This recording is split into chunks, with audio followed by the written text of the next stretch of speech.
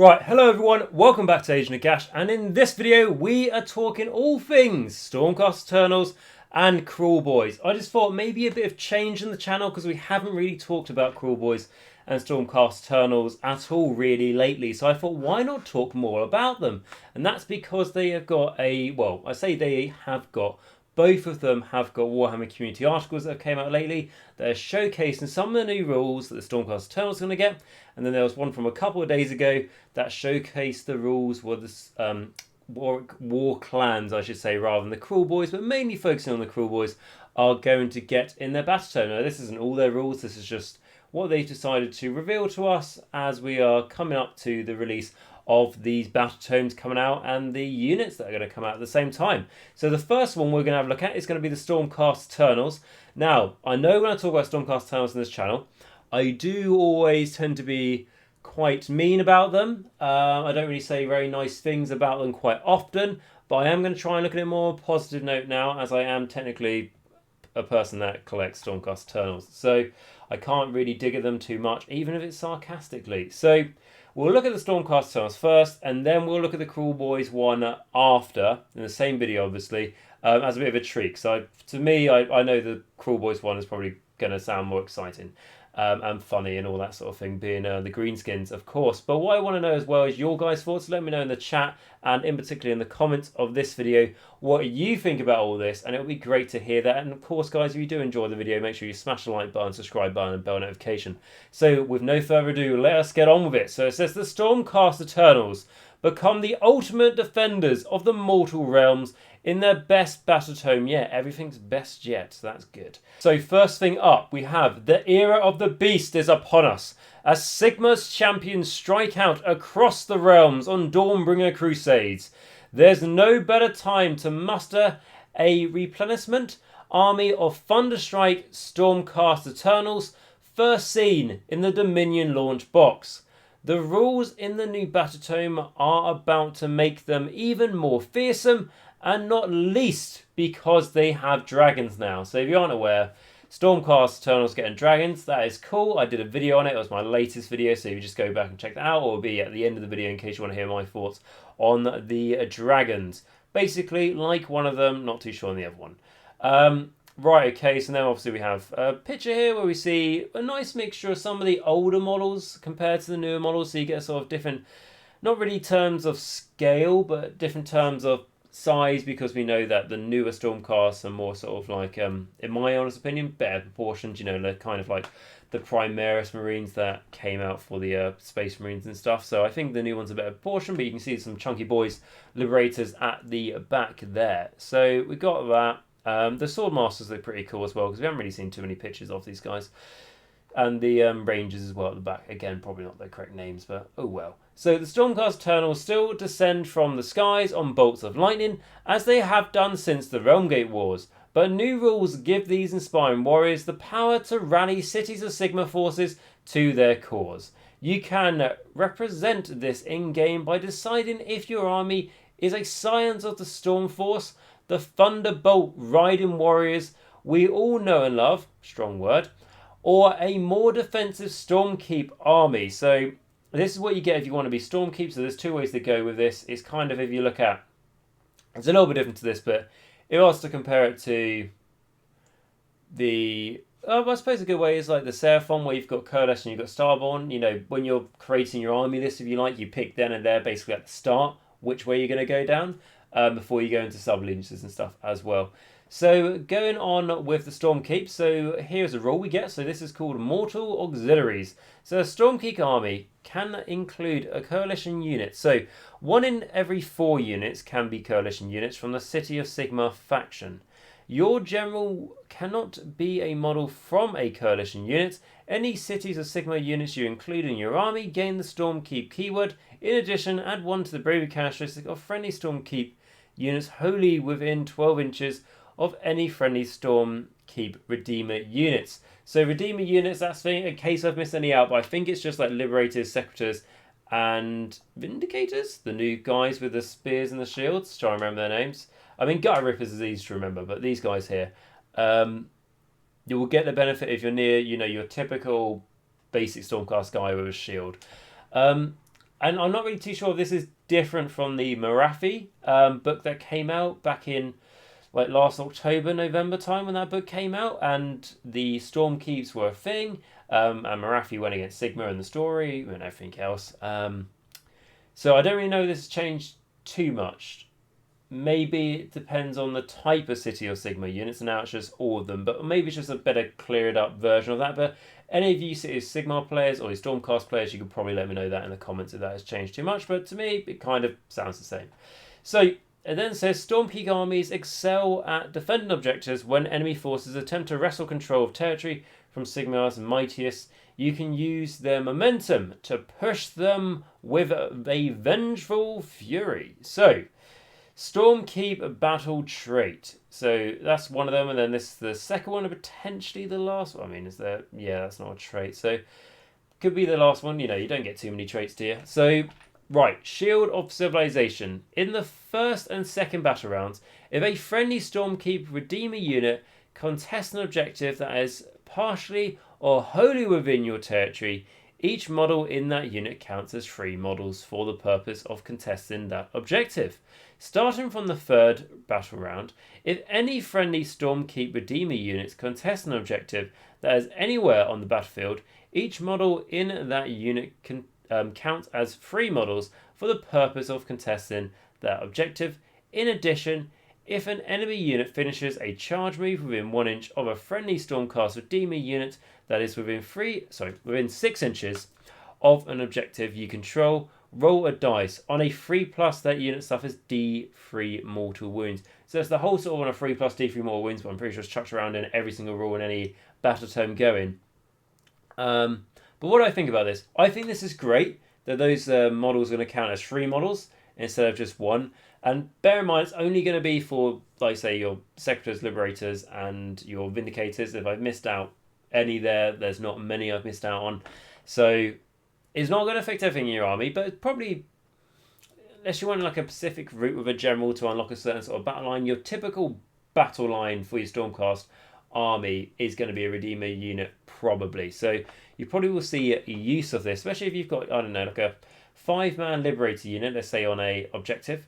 That's, what's that, 15 models? Yep, 3 times 5. So that's 50 models on the objective rather than 5 for the purposes of taking control of the objective. So that's quite good, especially for the first and second battle round.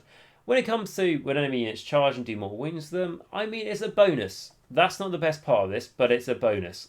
Who knows? You could play it out and you go, oh, the enemy just loads of charges, then I do loads more.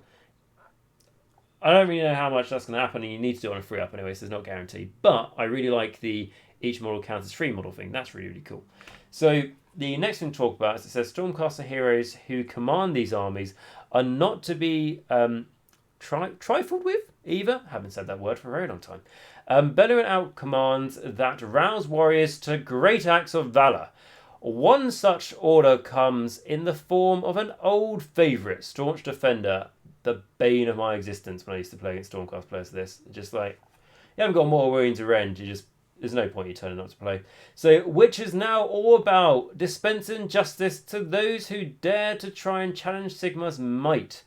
So anyone trying to stand up to a dictator, isn't it? So anyway, going on. So we have Stormcast Eternals, command trait, Staunch Defender. You can re-roll the dice that determines the number of mortal wounds caused to an enemy unit by a friendly Stormkeep redeeming unit using the Shield of Civilization battle trait if that friendly unit is wholly within 12 inches of this general.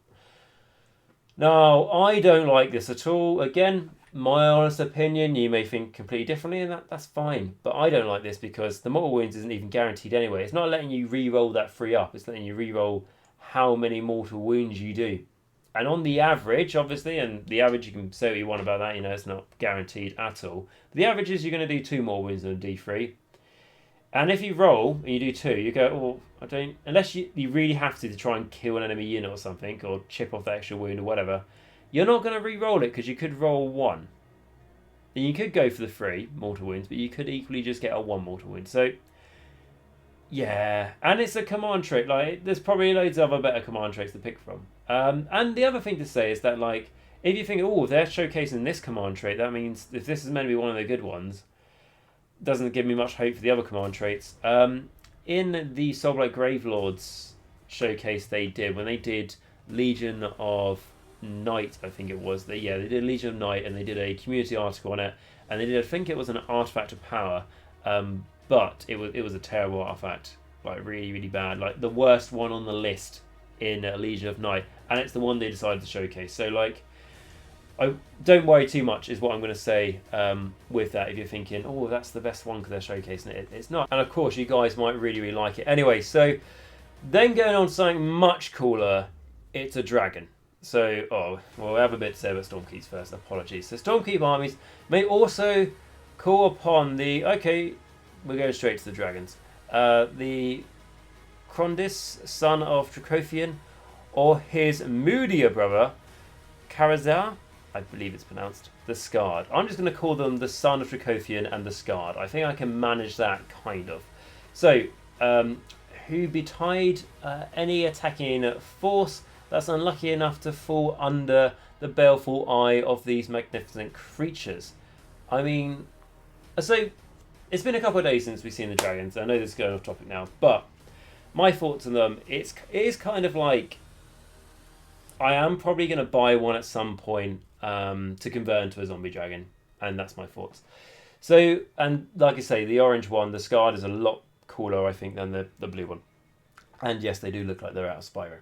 But going on to its rules, so the Karazar, however it is, in particular, is a whirlwind of elimination, becoming stronger as he takes down heroes and monsters.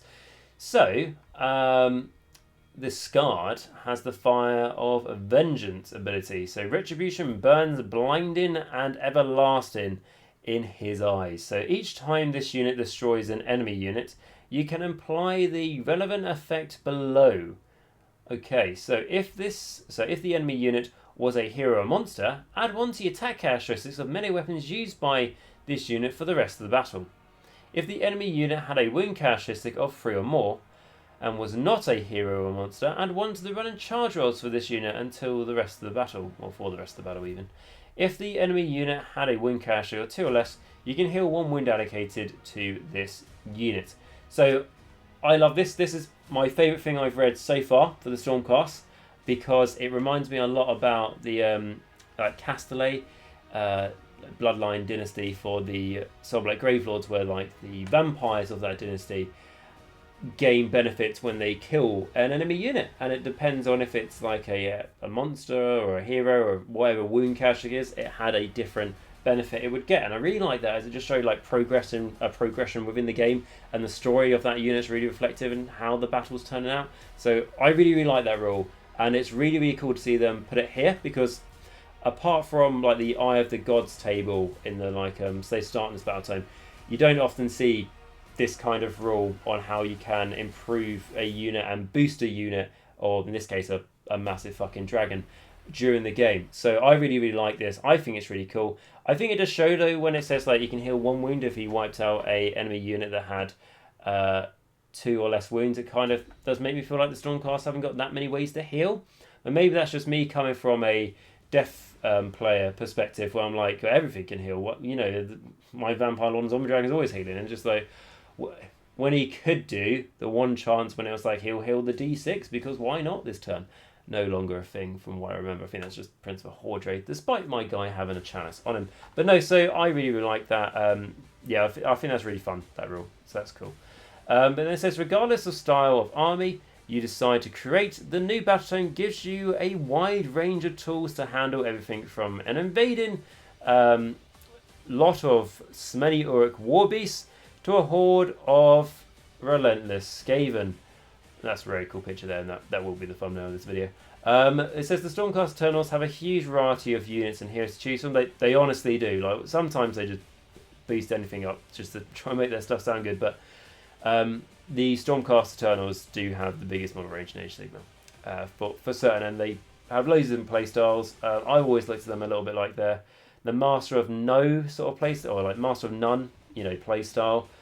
They excel in certain things more than others, like shooting they're pretty good at, but they can do everything good. They can do everything well, but they're just not the Master of None. But it'd be interesting to see in the new Battletome if it changes.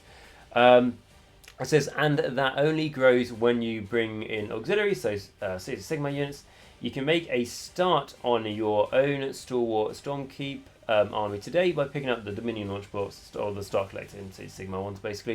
And then it says, keep an eye on the Warhammer community in the coming weeks for more information on the Stormcast Eternals and the release of the upcoming Battletome. So that is cool here. And then it says, given the tendency of greenskins and bloodbound warriors to charge without thinking, this is a powerful tool. So it's talking about the on a free up D from all winds when things charge you. So the Stormcast, quickly before we go into the Kruleboyz, what were my overall thoughts of what we saw here? So really, here we saw, because I mean, I don't read this before I review it, because I want you guys to get my honest reaction before I can sort of like, I don't know, think about it and try and express it in a more friendly way. I want to give you guys the honest one. So what have we got here? We got 1, 2, 3, 4. 4 rules. I mean, it could be less, so that's not too bad. And out of all of them, I think, so if I'm going from like a, shall we say, like an overall favourite, it's got to be the Mortal Auxiliaries. Now, again, like I say, this might not have changed that much since Marathi book at all, but I like it just because it gives you so much more flexibility and just allows you just to play with more toys, bringing in those Sigmar units. So that's overall my favourite, but my, like, as a general, but when I'd say my personal favourite, as going to be the rules for the Scarred, for the big dragon. I really like the progression system we have here. It reminds me of how I like to run my Blood Knights and stuff in Castellet. And then, like I say, on to the cooler stuff, being, of course, the Orruk Warclans / predominantly Kruleboyz.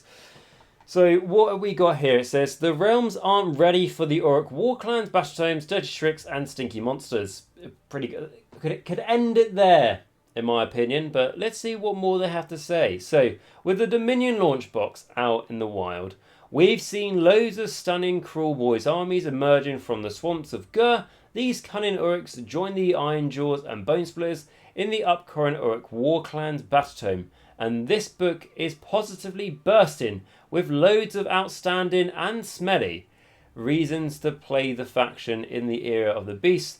Grab your nose plugs and read on. I mean, they're really emphasising the smelly thing, aren't they? They've mentioned it like multiple times in the last minute of me reading. But anyway, so not only can you build a strong army with one of the 3 individual sub-factions, the Kruleboyz, Bonesplitters or Ironjaws, each with their own powerful allegiance abilities, but you can combine them into an almighty big war, apologies however that was meant to be pronounced, which offer Orruk generals a whole host of powerful rules. Let's start with the newcomers. The Kruleboyz are bringing sneaky tactical options to Orruk hordes. So again, I just want to say, like, we haven't really seen many pictures of them all mixed together because obviously they're really sort of showcasing that this is Orruk Warclans, not just Kruleboyz. And I'd say aesthetically, they all do go nicely together as well. Like, they all do look a bit different, but I don't mind that. I think it's sort of, if you were to have like a big collection of Orruk Warclans, Kruleboyz, Bonesplitters and Ironjaws, put them all onto the table, they would all look a little bit different, but especially if all their skin is, I don't know, green or however you want to paint their skin, albino or whatever you want to do, they will all link together and it will just look like there's like different subsections to the army. So yeah, I quite like that, and that's actually a really cool bit of artwork there. I don't think we've seen that before. Yeah, that's really quite nice. And it just gives you that sort of like really dark, sort of like gloomy feel of what their swamps where they come from. And either they do have really short legs or he is like, you know, waist high in water. But where are we now? So it says, let's start with the newcomers. The Kruleboyz are bringing sneaky tactical options to the Orruk hordes. Cool. And then it says, the Kruleboyz are unusual Orruks in that they bring solid, dare we even say reliable, shooting weapons to the army. Okay, we remember the days of the almighty Bonesplitter's cunning rook, but that was about Losta shooting rather than Thinky shooting. Oh, lots. Okay, I got you. Right, so to be honest, I never played Bonesplitters, but I did play against them a little bit, and where it was fun, if you did go against a cunning rook, it was kind of like you watch your opponent roll dice a days, and it wasn't just a case of like I didn't really want to play against that because it just took so much time rolling. It was also a case of I wouldn't want to play with that as well, because I wouldn't want to spend all that time rolling, so I'd like to play with more precise shooting, less dice to roll quicker. And that's because we've got the nice Uruk crossbows, haven't we, basically. So it says you can improve the Kruleboyz shooting even more if you choose to run the Kruleboyz Warclans, like the Big Yellow's Warclan, notable for their brighter yellow shields. These loud-mouthed Kruleboyz are known to talk a big game, but they prefer to hang back and shoot rather than muck it across the battlefield. This rather lazy, in the eyes of the other Uruks, approach to warfare is quickly forgiven, since they boast some of the finest weaponsmiths and dead-eye shots of all Orruk kind. So I really like these guys. I haven't actually built my ones from my Dominion box set, but I honestly think they are the my favourite. If you don't include the monsters coming for the Kruleboyz, they're my favourite unit, 100%. And potentially my favourite unit in the Dominion box set, I think. I just think they look really, really cool. So this is something that I could potentially be doing, because I am collecting Orruk Warclans, Kruleboyz, of course. Any excuse to get myself a Maw Crusher one day. So it says a big yellow, so only the best. So add 3 inches to the range characteristic of missile weapons used by friendly big yellow Orruk units. In addition, in the first battle round, each time a friendly big yellow's Orruk unit shoots, you can reroll one of the hit rolls for one of the attacks made by the unit. Okay, that's good. Like it's only one, but try not to forget, I think is the main thing there. I'm just trying to read this. So this might just be for Kruleboyz. I think it is just one of the Kruleboyz sub-allegiances, and I think that's definitely what it is. But I'm just wondering, because it doesn't say like Kruleboyz here in the keywords. But obviously, if it is a Kruleboyz sub-allegiance, you're not going to be able to put, like your Arrow Boys from your Bone Splitters into this. But I just wondered if there was like a way for them to get a benefit here. But I'm probably overthinking it and stuff, and it probably is just for Kruleboyz. But that's still pretty good. I'd certainly, like I say, I'll be more interested in using the crossbows anyway. So it says, on top of that, Big Yedders can take Bolt Boys as battle line units. That's really cool. Perfect for the Orruk gunline army you've been dreaming up. That's really quite cool, because it means instead of me having to get loads and loads and loads and loads and loads of Orruks, I can just get the shooty ones. So yeah, I think I'm definitely liking the look of this, 100%. So what does it say next? So it says, alternatively, the Kruleboyz can field an army from the Skullbugs Warclan. Fantastic name.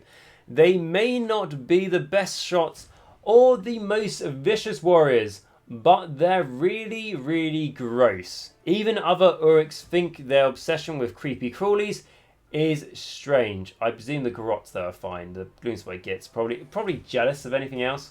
But yeah, it looks like we've got a Dankhold Trog, like as the face for this one. I'd love it if this allowed you like ally in Gloomspite Gits, like we saw with the Stormkeeps and stuff. What they could do when they get ally into Sigmar, that would be really, really cool. But I can already see from where the text is here, we probably can't do that. But maybe we can. Maybe there's hope that we can ally Gloomspite Gits with Kruleboyz. That'd be nice. Or not ally, but coalition them in. So anyway, Skullbugs. So Crawly Swarms. So when an enemy unit is picked to fight, roll a dice if it is within 3 inches of a friendly Skullbugs unit. Add 2 to the roll if that enemy unit is within 3 inches of any friendly Skullbugs monsters. On a 6+, subtract 1 from the hit rolls for attacks made by that enemy unit in that phase. So obviously the change of the 3rd edition stuff, I'm pretty sure you can only make the enemy -1 to hit. I'm pretty goddamn sure that's definitely a new thing. But, so like you wouldn't be able to stack it so much. But what I will say is that this is only really going to be important if you've got monsters. And presumably this is the monster faction one, because by the amount of monsters coming for the Kruleboyz, it's fairly certain they're going to have a monster sub-allegiance. I would think so. And I think if you don't have the monster, you need a 6+ for it to really do anything. And I think it would just fall into the channel of you would forget to do it. So if you got the monsters, that would encourage you to be able to get that 4, obviously in that case, maybe enemy -1, which then makes me feel encouraged when I say that monsters will maybe be battle line in this sub-allegiance. Maybe. We'll have to see. with that one. But it says, even the opportunist Kruleboyz also employ an impressive selection of underhand tactics to get an edge called dirty tricks. Noisy racket caught our attention, and it shows how prolonged terror tactics can fatigue even the strongest enemy. So we've got this one, so noisy racket, and I'm going to read the little lore for this because it's quite a short one. So, on the eve of battle, you make sure the enemy receives no respite as your war drums and rattle skulls ring out into the night. That's really good. I like the sort of the tactics behind it. It's cool. I mean, the question is why are they not stabbing them in the night? But I suppose if you can't stab them, make a racket, presumably. So subtract 1 from the wound rolls for attacks made by enemy units in the first battle round. So that's good. It's going to help against Alpha Strike and stuff, or if you want to charge in first. So it's good. Wound rolls for attacks made by... Yep, so shooting as well, by looks of things. So that's not just melee weapons. So yeah, I like that a lot. I just want to check this one as well. So when an enemy unit is picked to fight, roll a dice if it's within 3 inches, blah, blah, blah. Subtract 1 from there. So I think that affects shooting as well. So that's cool. So I think so. I'm only reading that quickly, but I think both those things will affect shooting if it fits the criteria for the rule, basically. If you're adding some Kruleboyz to an existing Orruk collection, or you fancy selecting units from all 3 sub-factions, you're going to love this Battletome. Well, that's good news. So the Orruks now have an even better selection of mounts to bring to the table. They definitely do. And the Battletome adds some hilarious and effective traits for your ride. Our favourite has to be this one for obvious reasons. So this one is Smellian. So a horrible stench emanates from this creature, growing stronger the longer it lingers in one place. And in game, what it does is subtract 1 from hit rolls for attacks made with melee weapons that target this model if it has not made a charge move in the same turn. So that's good, and that's like an overall sort of good thing. But again, the Kruleboyz, I'm pretty sure the Gutter Rippers can make the enemy -1 to hit. It might be -1 to wound, but there seems to be multiple ways to make the enemy -6 to hit. And as far as I'm aware, it doesn't stack. So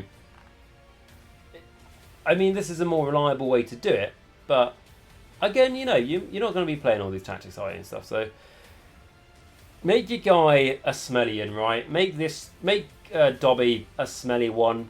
Presumably he can take this. He's in the picture. Make him a smelly one. Make the enemy -1 to hit him. You've got a net. That's another -1 to hit, presumably. There may be an other net as well in the basket, so you're already looking at -3 to hit, and obviously nets past the hole, you can only make the enemy -1 to hit. Nets can stack, obviously, because that is the way, isn't it? Of course. So then it goes on to say, if you want to take Orruks from the Kruleboyz, Iron Jaws, and Bone Splitters, the new Battletome gives you the rules to gather a big war. So when all the sub-factions are combined, your army is cunning, brutal, and savage all at once. You don't have to give up all your sub-faction battle traits either. Each of the 3 retains their best ability. So again, that's a lovely shot there, seeing them all together. And we've even got Kragnus there as well, which is cool. And it just shows actually how big that troll is compared to Dobby. And you get... Okay, so this is quite interesting, this picture, because you're getting a size to see how big everything is. I think the troll's bigger than I thought it would be.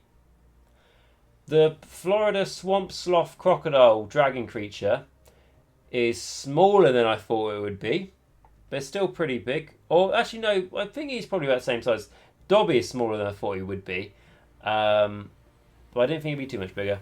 The Vulture's big. Like, Gordrak is at the back. And again, he's at the back, and so it makes him look smaller and everything else. And I think the Vulture's on a slightly higher rock there. But the Vulture looks pretty damn big. Especially when you see, like, Kragnus there as well. But yeah, and like I say, I think they all go well together. They all look a little bit different. But especially if you paint them in the same scheme, they'll fit fine. So yeah, I'm definitely a fan of just mixing everything together and having a great time. Proper Orcs and Goblins, as best as you could.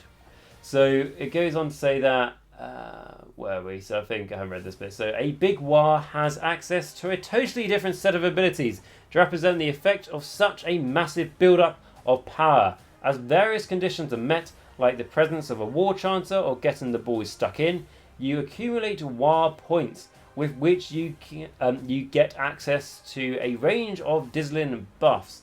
So it sounds very much to how it is now. It's probably just going to be tweaked a bit, I imagine.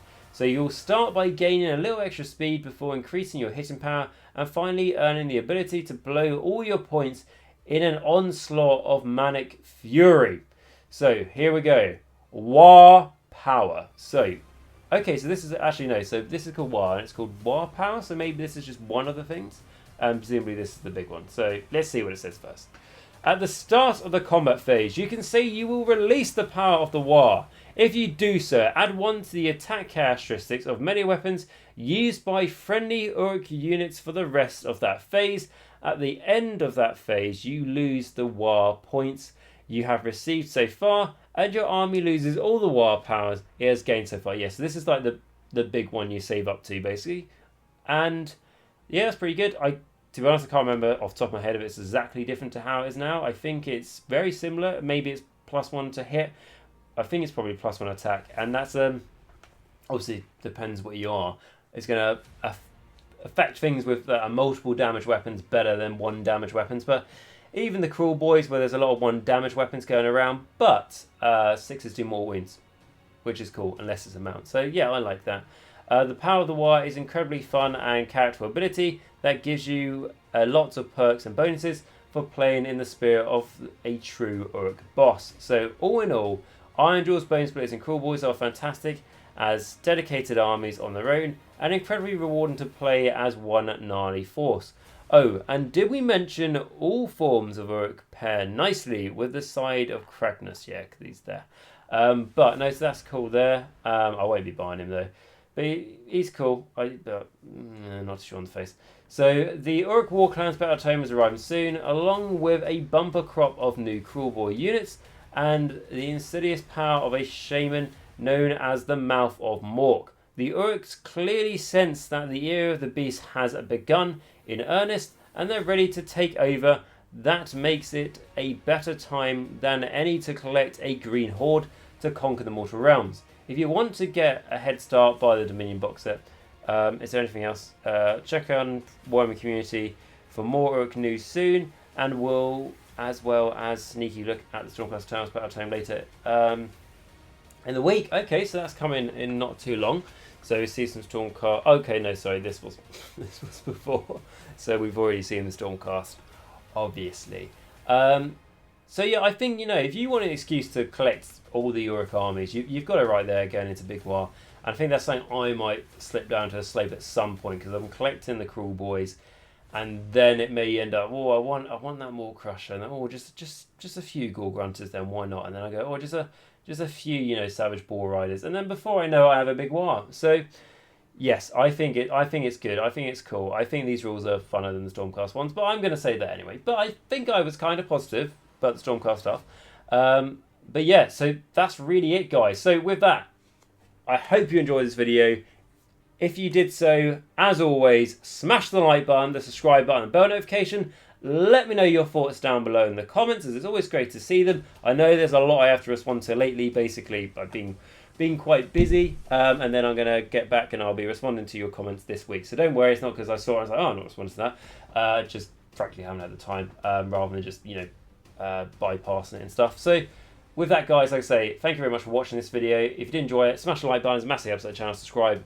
It's how the channel grows, and pressing the bell button means you never miss any one of these future videos.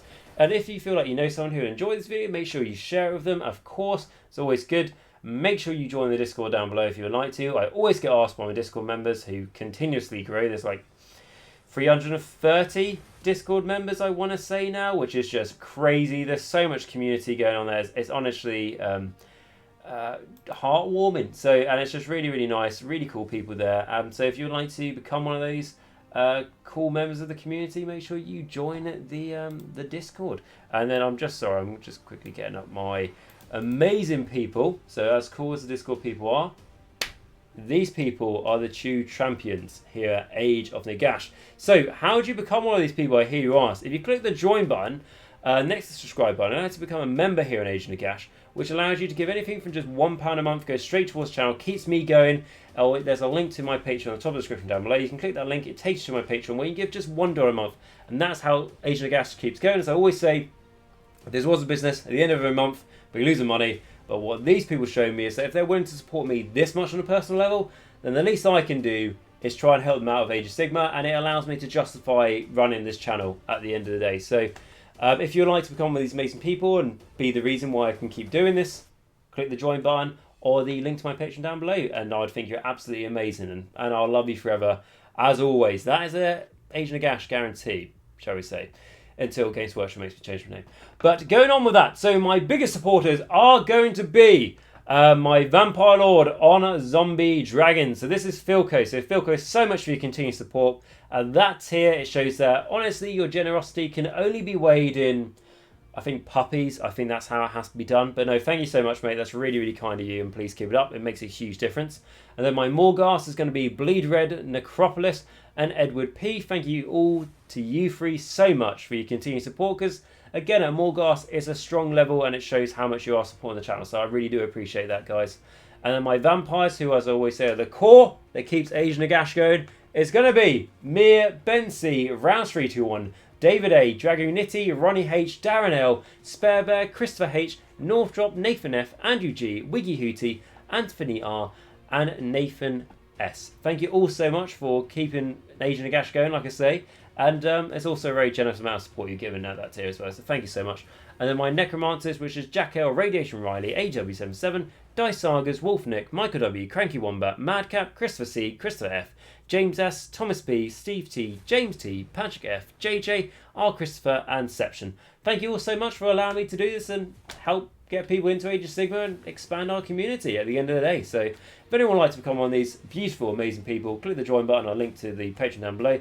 That'd be amazing. If you can't do that though, that's absolutely fine. All I do ask, if you did enjoy the video, like, subscribe, bell notification, and beyond anything else, guys, thank you so much for watching this video today. It's generally been quite good, and I've enjoyed this. So I saw the Kruleboyz article came out a couple of days ago, but I thought I sort of skimmed through it, and then I said, well, I saw it said like, and we're going to look at Stormcast a couple of days later, and I was like, right, what I'm going to do is I'm not going to look at this properly.